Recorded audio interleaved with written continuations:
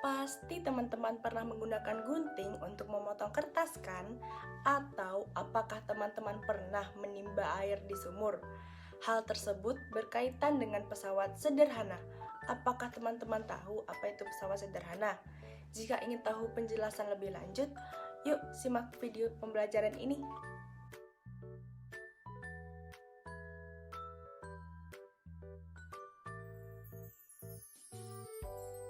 Assalamualaikum warahmatullahi wabarakatuh. Tabi pun. Halo teman-teman, perkenalkan, nama saya Dianda Ihromi Kaida. Apa kabar teman-teman hari ini? Semoga selalu diberi kesehatan oleh Tuhan Yang Maha Esa. Hari ini kita akan belajar tentang pesawat sederhana beserta jenis-jenisnya. Sebelum memulai pembelajaran, alangkah baiknya jika kita berdoa terlebih dahulu menurut agama dan kepercayaan masing-masing. Berdoa dipersilahkan. A'udzu billahi minasyaitonir rajim. Bismillahirrahmanirrahim. Raditu billahi rabba wa bil islami dina wa bi Muhammadin nabiyya wa rasulah. Rabbi zidni ilma warzuqni fahma. Berdoa selesai. Tahukah teman-teman bahwa alat-alat yang dapat memudahkan kita dalam melakukan usaha disebut pesawat sederhana? Lalu, kemudahan atau keuntungan yang diperoleh dari pesawat sederhana antara lain mengubah atau memindahkan energi, mengubah arah gaya dan mempercepat pekerjaan. Keuntungan yang diperoleh dengan menggunakan pesawat sederhana disebut keuntungan mekanik. Jenis-jenis pesawat sederhana ada 4, yaitu tuas atau pengungkit, katrol, bidang miring, dan roda. Tuas atau pengungkit adalah pesawat sederhana yang penggunaannya dengan cara mengungkit. Pengungkit dapat dibedakan jenisnya menjadi 3 tipe atau 3 kelas, yaitu pengungkit jenis pertama, pengungkit jenis kedua, dan pengungkit jenis ketiga. Pengungkit jenis pertama memiliki letak titik tumpu yang berada di antara titik beban dan titik kuasa. Bentuk ini adalah bentuk dasar atau bentuk paling umum dari sebuah pengungkit. Contohnya adalah jungkat-jungkit, gunting, palu, dan sejenisnya. Pengungkit jenis kedua memiliki letak titik beban yang berada di antara titik kuasa dan titik tumpu. Contoh pemanfaatannya dari pengungkit jenis kedua, di antara lain gerobak dorong, pembuka botol, pemecah kemiri, dan sejenisnya. Pengungkit jenis ketiga memiliki letak titik kuasa yang berada di antara titik beban dan titik tumpu. Contoh pemanfaatan pengungkit jenis ketiga di antaranya pinset, alat pancing, termasuk lengan kita, dan sejenisnya. Pengungkit memiliki komponen-komponen sebagai berikut. Gambar ini menunjukkan bahwa titik kuasa atau K yaitu bagian ujung pengungkit yang diberi gaya kuasa untuk mengangkat beban. Titik beban atau B yaitu bagian pengungkit yang digunakan untuk mengangkat atau memindahkan benda yang hendak diangkat atau dipindahkan. Titik tumpu atau T yang menjadi posisi tumpuan atau penyangga. Letak titik tumpu ini beragam. Ada yang di tengah-tengah bagian pengungkit, ada pula yang di bagian ujungnya, bergantung jenis pengungkit. Ada lengan kuasa atau LK, yaitu jarak antara titik kuasa dengan titik tumpu. Lengan beban atau LB, yaitu jarak antara titik beban dan titik tumpu. Ada gaya berat beban, yaitu FB, yaitu gaya berat yang ditimbulkan beban pada pengungkit. Ada gaya kuasa atau FK, yaitu gaya yang diperlukan untuk mengangkat atau memindahkan beban. Semakin jauh jarak kuasa dari titik tumpu, maka semakin kecil gaya kuasa yang diperlukan untuk memindahkan atau mengangkat sebuah beban. Demikian pula, semakin dekat beban dari titik tumpu, maka semakin kecil gaya kuasa yang diperlukan. Secara matematis, hubungan gaya kuasa, gaya berat beban, lengan kuasa, dan lengan beban dinyatakan oleh persamaan berikut ini. FB dikali LB sama dengan FK dikali LK.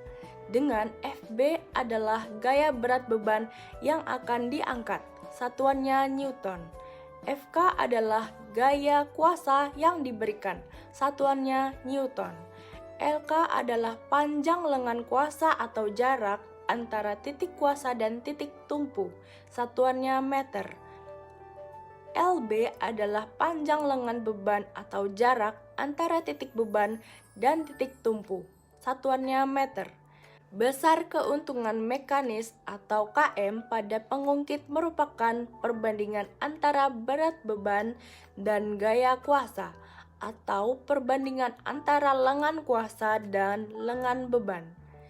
Dengan rumus KM sama dengan FB per FK sama dengan LK per LB. Katrol. Katrol adalah benda yang dapat mengangkat benda berat dengan gaya yang lebih kecil tanpa mengurangi besar usaha yang dilakukan.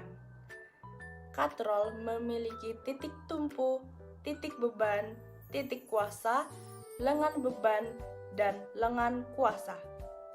Katrol dibagi menjadi 3 macam, yaitu katrol tetap, katrol bergerak atau bebas, dan katrol ganda atau majemuk. Katrol tetap. Katrol tetap merupakan katrol yang posisinya tidak berubah ketika digunakan. Biasanya posisi katrol terikat pada satu tempat tertentu. Titik tumpu sebuah katrol tetap terletak pada sumbu katrolnya. Contoh pemanfaatan dari katrol tetap adalah pada alat penimba air sumur dan katrol pada tiang bendera. Di gambar ini hanya terdapat satu penggal tali yang menahan beban, sehingga besar gaya kuasa atau FK untuk menarik beban sama dengan gaya berat beban atau FB, sehingga keuntungan mekanis untuk katrol tetap adalah 1. Keuntungan mekanis tersebut berarti pada katrol tetap gaya yang diperlukan untuk mengangkat beban sama dengan gaya berat beban itu sendiri. Penggunaan satu katrol tetap hanya mengubah arah gaya kuasa, sehingga keuntungan yang diperoleh adalah memudahkan pengangkatan dari beban saja. Katrol bergerak atau bebas. Katrol bebas merupakan katrol yang posisi atau kedudukannya berubah ketika digunakan. Artinya, katrol bebas tidak ditempatkan di tempat tertentu, melainkan ditempatkan pada tali yang kedudukannya dapat berubah. Contoh pemanfaatan katrol bebas adalah pada alat pengangkat peti kemas yang biasanya ada di pelabuhan. Pada gambar ini, beban yang akan diangkat digantungkan pada poros katrol dan beban serta katrolnya ditopang oleh 2 penggal tali pada masing-masing sisi katrol, sehingga gaya berat beban atau FB ditopang oleh gaya kuasa atau FK pada dua penggal tali atau FB sama dengan 2 FK. Keuntungan mekanik yang diberikan oleh katrol bebas adalah 2. Artinya bahwa untuk mengangkat beban menggunakan katrol bebas hanya diperlukan setengah gaya untuk mengangkat beban tersebut bila tanpa menggunakan katrol. Penggunaan katrol bebas berfungsi untuk melipat gandakan gaya. Katrol ganda atau majemuk. Katrol majemuk merupakan perpaduan antara katrol tetap dan katrol bebas. Kedua katrol ini dihubungkan dengan tali. Pada katrol majemuk, beban dikaitkan pada katrol bebas dan salah satu ujung tali dikaitkan pada penampang katrol tetap. Bila ujung tali yang lain ditarik, maka beban akan terangkat. Pada katrol ini, keuntungan mekanis ditentukan oleh berapa banyak penggal tali penyangganya. Pada gambar ini, untuk mengangkat beban seberat FB diperlukan gaya sebesar FK. Gaya berat FB ditopang oleh 4 penggal tali penyangga. Dan karena gaya berat ini sama dengan gaya yang bekerja pada masing-masing penggal tali, maka FB sama dengan 4 FK, sehingga keuntungan mekanisnya adalah 4. Artinya bahwa pada katrol majemuk tersebut, gaya yang diperlukan untuk mengangkat beban adalah 1/4 dari gaya berat bebannya. Dapat disimpulkan bahwa semakin banyak penggal tali yang menyangga beban, maka semakin kecil gaya kuasa yang diperlukan untuk mengangkat atau memindahkan beban tersebut. Atau dengan kata lain, semakin besar keuntungan mekanisnya. Contoh pemanfaatan dari katrol majemuk ini adalah alat pengangkat pada mobil derek, alat untuk mengangkat mesin mobil dari bodi mobil, hingga kren. Bidang miring. Bidang miring merupakan salah satu jenis pesawat sederhana yang terdiri dari bidang datar, yang salah satu ujungnya lebih tinggi daripada ujung lainnya. Bidang miring diposisikan miring agar dapat diperkecil gayanya yang dibutuhkan untuk memindahkan benda ke tempat yang lebih tinggi dibandingkan mengangkat secara vertikal. Pemanfaatan prinsip kerja bidang miring yaitu tangga, kapak, pisau, dan sebagainya. Usaha yang dilakukan besarnya W1 sama dengan F dikali S, yang sama dengan mengangkat beban ke atas sebesar W2 sama dengan W dikali H.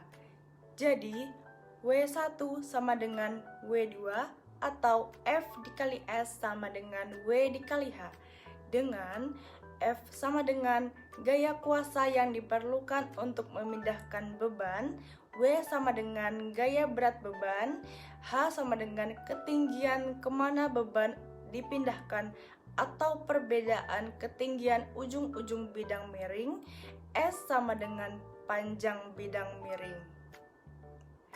Keuntungan mekanik yang diperoleh adalah Km sama dengan W per F atau S per H.